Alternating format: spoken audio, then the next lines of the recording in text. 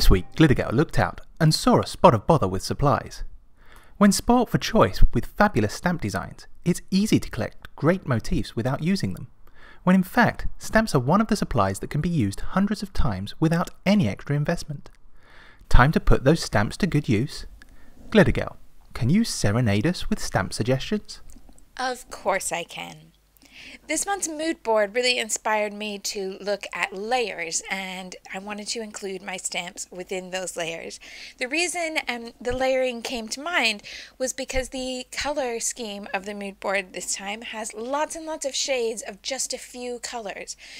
So all these different shades of aqua to turquoise and all these different shades of green. And putting them together just made me think of how layers can work really well when they're just a few different shades and you can mix and match the pattern. And I thought I could also do that with ink, and that would be a great way to bring in my stamps and masks and make sure that I'm getting plenty of use from those too. So I'm going to start with a really pale background so that I'll have a good place to build up all my layers. Now you could certainly start this project with a plain white sheet of cardstock for the background, but I prefer to have some sort of pattern already on the page. And so this one from Webster's Pages Sprinkled with Love collection is a really a good compromise for me, where I get this white background, but it still has a little bit of texture, and it's a little bit of a bonus. It's kind of a wood grain print, so that has a little bit of an inspirational link to the mood board as well. And you can start to see the kind of colors and patterns that I'm planning to put into today's page, which has one 4x6 and two 2x3 photos. So I'm going to start with this one, but all I want to do before I do that is take my major page elements and have a look at where they're going to go on the page. And here's what I'm thinking. Both of the small photos have a bit of direction. Everybody's kind of facing in the same way. So I want to put these to this side so that they are facing into the page. This one is also facing a little bit, but it's not as dramatic as the larger group shots. With this one just has a little bit of an angle, where in these two, everybody's at that angle.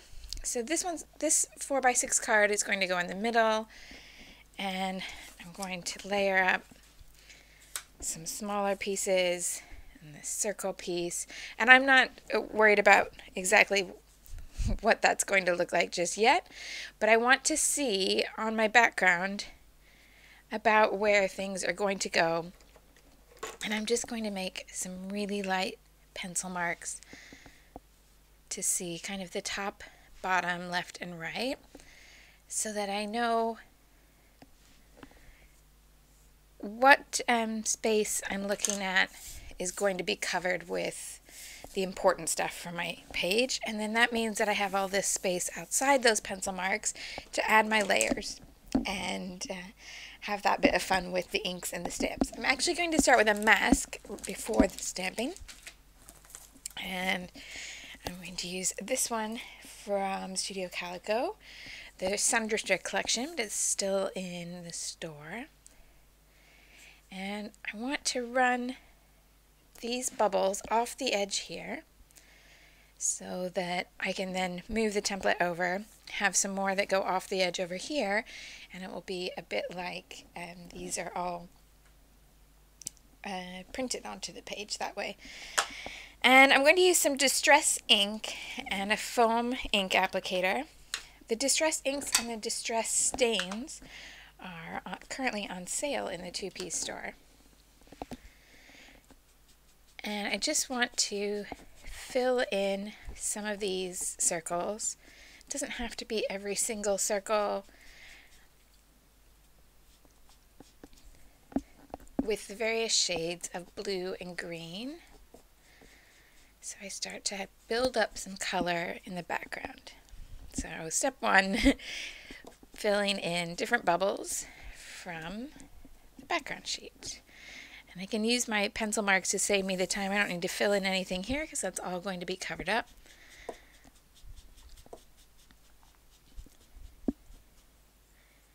And if you don't have an ink applicator, you can do this with a sponge or like a makeup sponge works well, but the ink applicators do come in really useful because you're keeping your fingers away from the ink. So if you would prefer a little cleaner way to manipulate that color,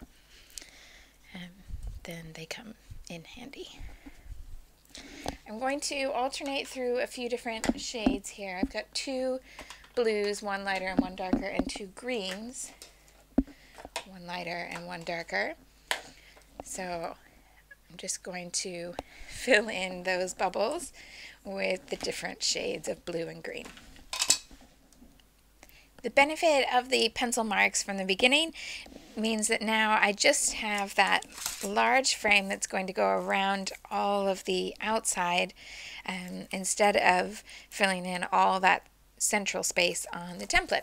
So even though it's a square template, I can use it as borders and lines and all sorts of different shaped frames just by moving it around and adding in those ink colors. Now I want to add my stamps on top of this, and since I'm going to be using some mist as well, I want to make sure I'm using a waterproof ink that will stand up and not bleed all over the page. And when I'm adding in my different pieces like the mists and the stamps. And these are going to be in black, and I think they will mostly end up getting,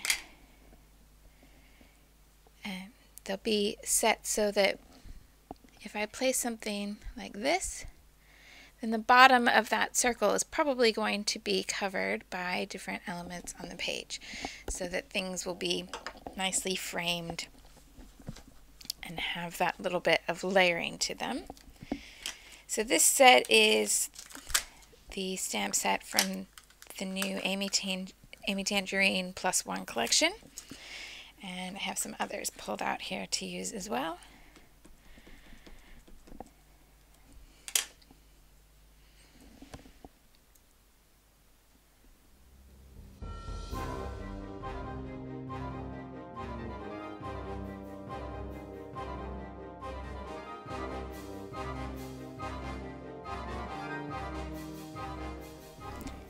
I needed just a little something that I could repeat a couple times that would be an in-between size from all the different stamps I pulled out.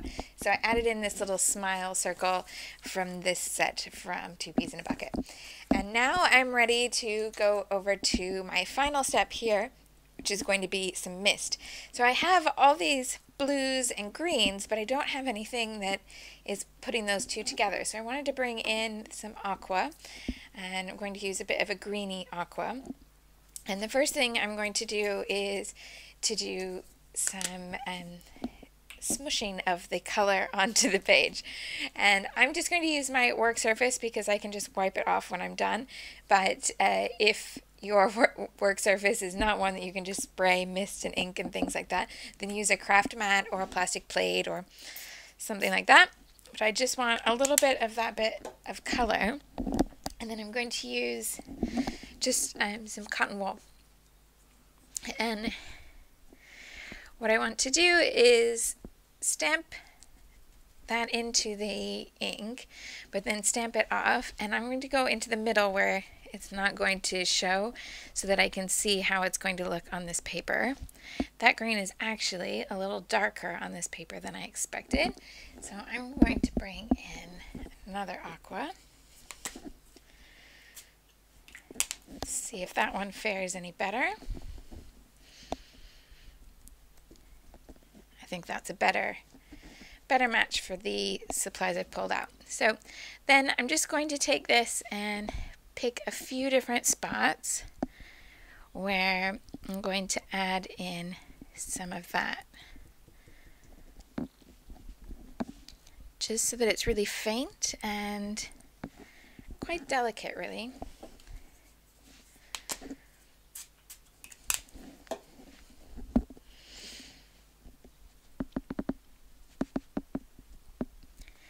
And this is going to give me something that's going to connect all those different shades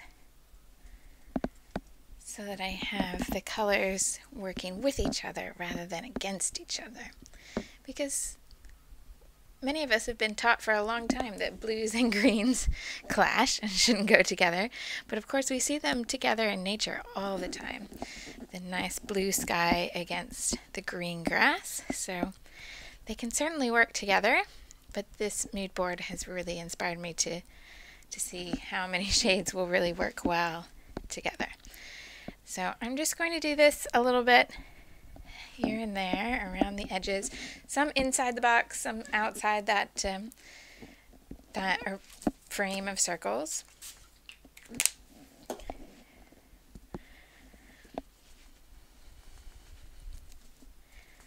And I can get a little bit braver as I go by adding a little more.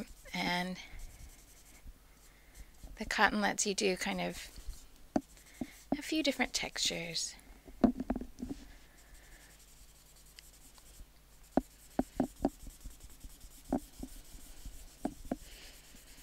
And I realize this looks quite messy at the moment. And if you liked the cleanness of the mask with the stamp, it might just be a little too much messy for you at the moment. And you're thinking, ah, no. But don't worry, it's not on your page, so it's a little less intimidating. But every once in a while I need to try something a little different to see what looks good to your eye. So I've got these 3 spots. I'm nearly done with the mint green.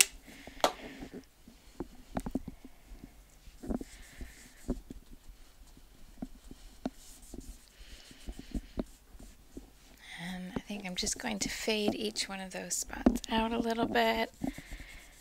This one to have some nice concentration here around this edge, but then to fade out everywhere else.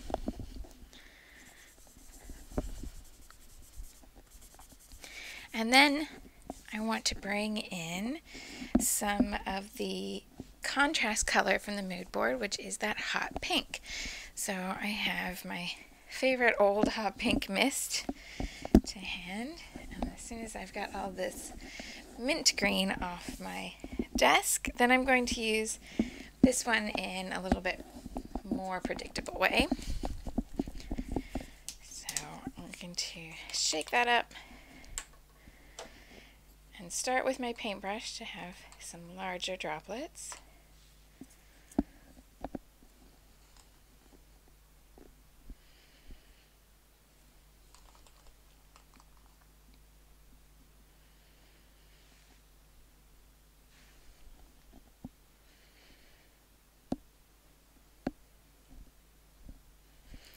So I'm trying to think of my layering in that same technique that I often use for placing my embellishment, which is to have things in a triangle. So I have 3 little areas here that frame everything that's going to go in the middle of the page.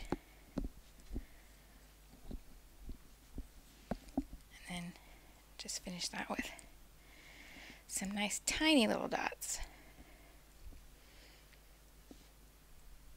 that are a bit more delicate. Okay, and while that dries, then I can one, wash out my paintbrush, but also I can get my paper layers that are going to go on top of this ready. So I'm going to build them as a little unit and then pop it on top of this background. And if this is not your style, don't worry. The elements that I'm going to put together and put on top of this could go on top of a nice clean background if that's what you prefer. So I hope you'll keep watching for the next step, and then you can see which kind of background would be best for your page, knowing what your style preference is. Putting the background aside for a minute, I want to build this block that's going to be central on the page that has the photos and some space for embellishment in the middle. And this way I can put them onto the first layer and cut that out, and then I can build more layers behind there. So I have my 2 largest pieces, and this card here is placed there because I wasn't particularly wanting the ledger here. I also don't really want this yellow. I think I'll bring in some tape or something else that's going to cover that, but I'm happy for it to run on top of the green. And then these two black and white photos I wanted on a block of some kind, so just grabbed a pink scrap of paper from my scraps so that I can have something around the edge of that. And I have this larger piece, which is from one of the printables this month, and I printed out the whole sheet, which looks a little like this, and this one was here, and I've cut that out and then used a circle die to get the perfect circle around there. You can just cut around the edge, but then I've also run it through an embossing folder to get a little bit of texture.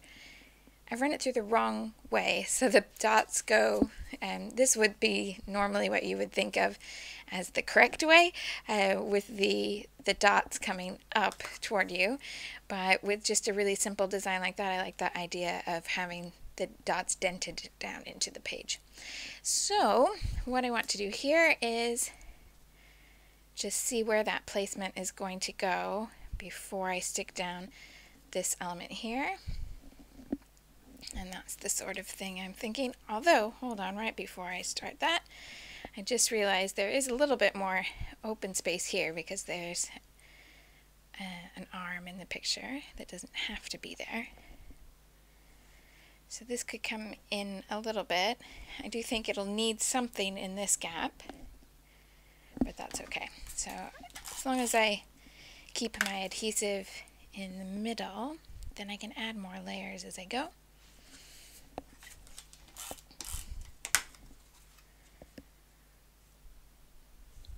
I think I'll run that circle right below the edge there. So none of my edges are lining up exactly. There's always a tiny little bit of offset if they're closed. And now I can cut this into a nice even box.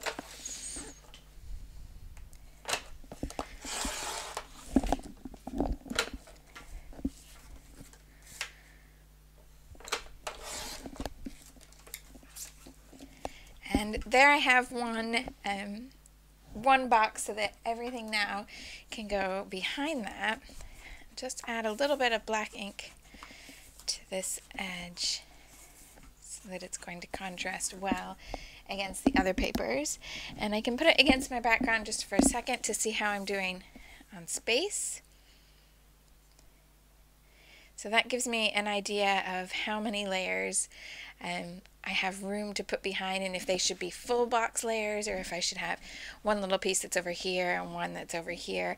I know that I'm okay with covering up some of the stamping, especially this last camera here is a bit blurry because I moved the stamp when I was picking it up, so I can have more layers in some places than others, but I have that same idea that I used in the inks here in my pattern papers. So I want to include the different shades. So I have that light aqua there, the darker turquoise, one that's a pattern with the balloons, and then something for the contrast. And it was this side that I pulled out to use, but if I take this and place it on the big pattern, you can see how it looks along the edge. I don't dislike this look, but I think where on this bottom edge I'm going to have so much white in that little strip there that there's not going to be as much pink.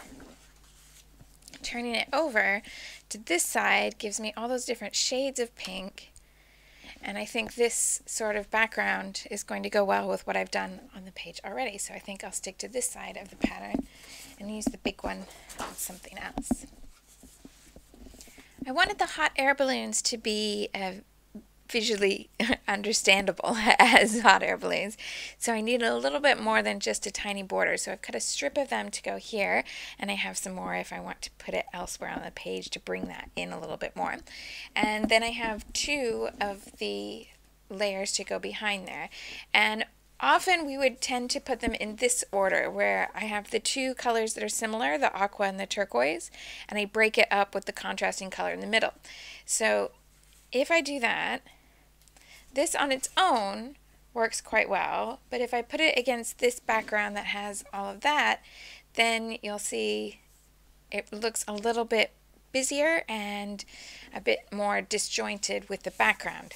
If I swap the order and I keep the two tones that are closer together and then have one layer that has that bit of contrast, I have a bit better look. I think this combination is more cohesive. So that's the order I'm going to put things in. And I'm going to start adhering them to the background and knowing that I'm definitely going to cover up some of the stamping, and I'm just deciding which bits I will cover. And really I could have done with spreading out that frame a little bit more than I did, but that's okay.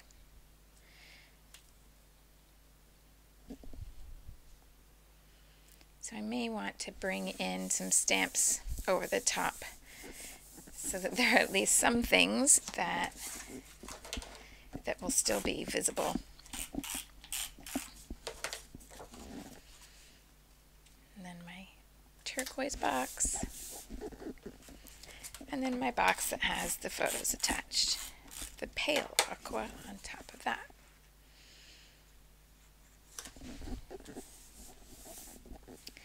And now I need to figure out where my title is going to go, where my journaling is going to go, all that sort of thing, so that I can bring it all together and still have the balance of this more artsy stamping and inking and things in the background with the important stuff to the page, like the journaling and telling the story. I've decided I want my journaling to go above the larger photo and my title to lead up to it, so in this space here. And then I'm going to add in lots of layers to the embellishment here in the middle and maybe a little bit around the edge. I started by grabbing a bunch of different die cuts from the Oh Darling ephemera pack by Create Paper. I'm just pulling out lots of the pink and turquoise pieces that fit either in different sizes, different motifs. I've got the baby's initial, things like that. So I'm going to use those to embellish the page, but also wanted a spot for my journaling. This frame is from the same die cut pack. And I could just place it somewhere on the page and then right inside the box, but I like the idea of having a different layer inside it, and this is a Project Life card from the Midnight Core Kit. It's just white with a gray polka dot and a grid on the other side. And that will fit inside here and leave me just a little bit of a strip of space left, which I'm going to cover with some washi tape. So I've pulled out a couple different tapes, 3 different tapes, a pink polka dot, an aqua camera printed one from October Afternoon, and then this really narrow turquoise one that comes in a set in the latest Amy Tangerine. So if I layer this onto the page first, then I can add my frame on top. And I think I'll start with the wider pink washi, but I may layer up some of that thinner washi as well.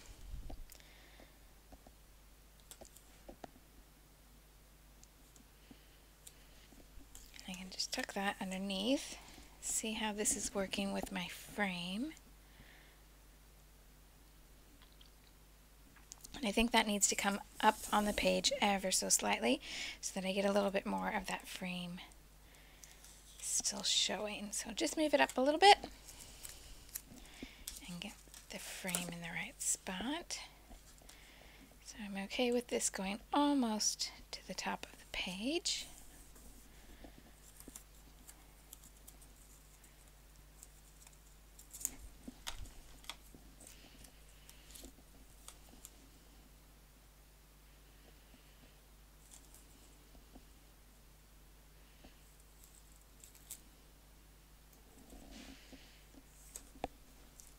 That should let a little bit more of the frame show. Just that tiny bit there, but that's all I need.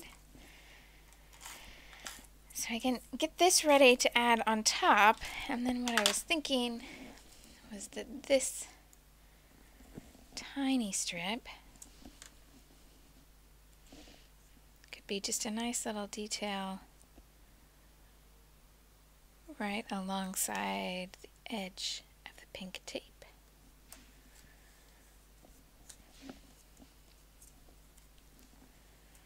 The frame over that.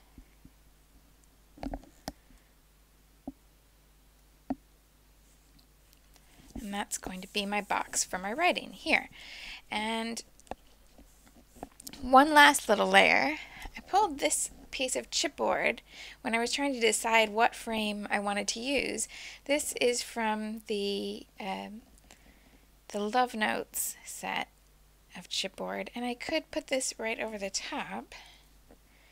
And I think it looks really cute if you have enough of the bottom showing. But now seeing it like this, I think it's a little bit too much because you can't really see the bottom of the frame. So I'll leave it for now and use that on another project. So my journaling box is going to go there. Then I have some embellishment space here in the middle. And I think it's just time to stick some die cuts and maybe some stickers into place and see where things start to work.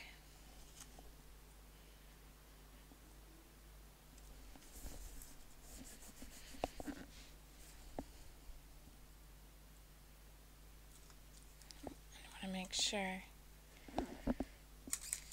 this is over far enough that you can still see the S. Once I put this tag behind here.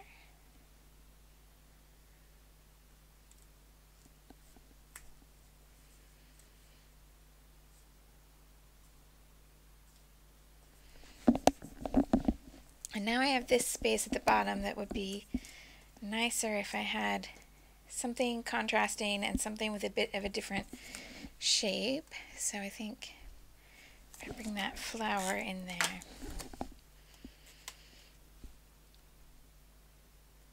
that starts to balance that a bit.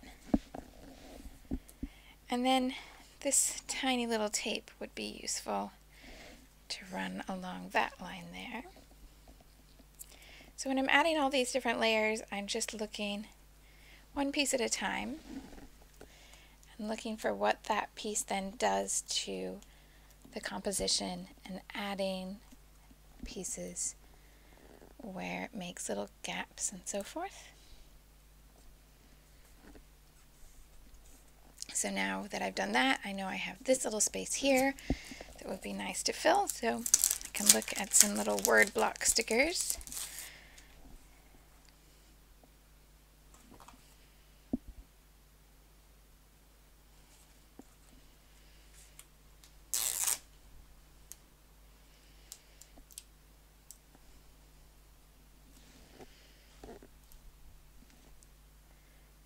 Line this up with the photo block here and the tape below it. Since you can still read it if I tuck that underneath, I can do that, which then makes me think something in that little spot would be good. So this is how I just move around the page. Not sure about that. And find little spots for the different things to go. A few more pieces added into all these layers here in this kind of area. Then added my journaling in this box, and since I used one of these stickers down here at this corner, I've used one up here at the top corner as well. And same thing, there's one of these colored enamel dots down here, so I put some up here as well. And used some chipboard pieces from the Maggie Holmes flea market chipboard here. Again, just trying to repeat a design and a texture. But now I'm ready for my title, except I want the title to run here, and I'd like for there to be a little bit more stamping in this space here so it's a bit more obvious. So I'm just going to go back to the same stamps that I used before and add in a little bit more because perhaps I was a little too reserved in how much space I used for the stamping.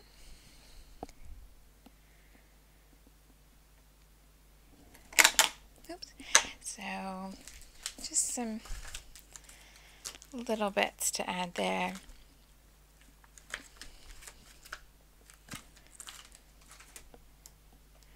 And I use this little heart.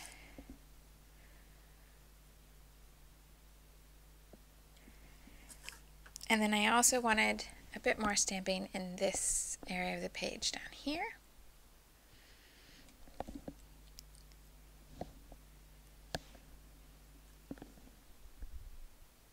But I'll go ahead and do my title now that I have a little bit more here.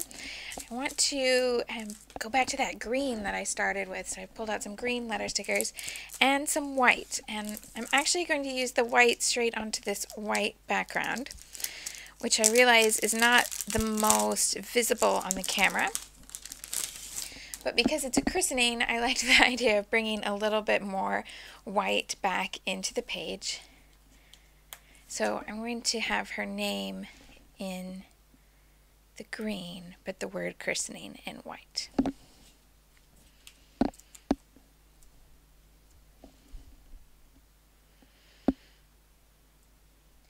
So my title in daylight is legible even with the white on the white background, but if that looks a little too busy for you, you could do all of the lettering in one color or have a color with a higher contrast, of course.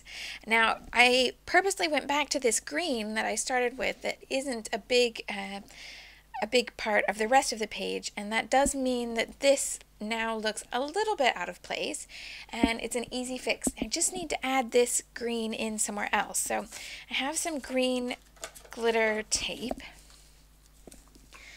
and I'm thinking if I bring this to the bottom of the page, then I'll have a better chance at bringing that all together. And I just need to see where would be the best place for it to go. I think I quite like it here with all of that embellishment there.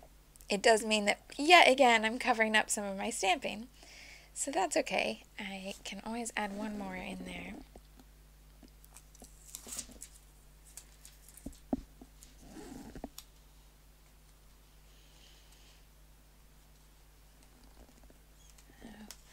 Try to bring it up enough that there's a little bit of the stamping still visible. And maybe this space down here could do with just one more image.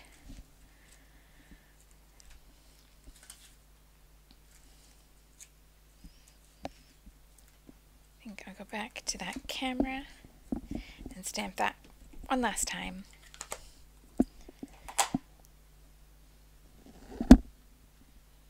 And I just need it in a different spot on the block so that I don't get ink over all that embellishment. Maybe there. And there we go. Lots of layers this week. Lots of getting my stamps onto the page, and all those different shades of blues and greens with a little bit of pink and some black from the mood board. So one thing I would keep in mind is that if your eye looks at this page and thinks, oh my goodness, it's really, really busy, you can take this same idea and pare it down. You can pare it down by eliminating either the blue or the green. Just do a two-color color scheme, so it's either pink and turquoise, or green and turquoise, or turquoise and pink. Did I do all the right combinations there? No, pink and green. Okay, so that you would just do two colors instead of three is what I mean. That would make it less busy. Fewer layers around the edge here would make it less busy, and most definitely fewer layers here in the middle would make it less busy. You could add in, you could do this with two 4x6 photos instead of this space here, or you could just take most of this out, move the photos over here, and have a little bit more embellishment on this side. There are all sorts of different ways to take this same sort of idea and make it a little pared back so that it fits with your style. But if you have plenty of scraps to play with, then I really enjoy making this page and making it a little busier than some of my other examples, and I'm really glad that I challenged myself to use the stamps and the masks and make sure that I'm putting in some different styles of layering into my album. Now, That's what I would challenge you to do this week, and that's to grab some stamps that you wish you had used a little bit more and find a new way to incorporate them into a page, be that with layering or any other stamping technique. And don't forget about all those other supplies that go along with your stamps, like inks and masks, and see what all comes together.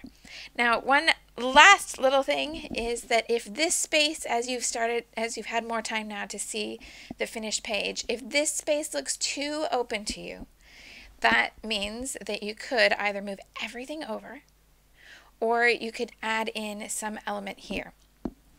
I know that this is going to seem to some of you like I'm not following my own rules of trapped white space. And in one way that's true, because this space is a little trapped between these two. But I can just barely make out the heart shapes in the bokeh that's printed on this card.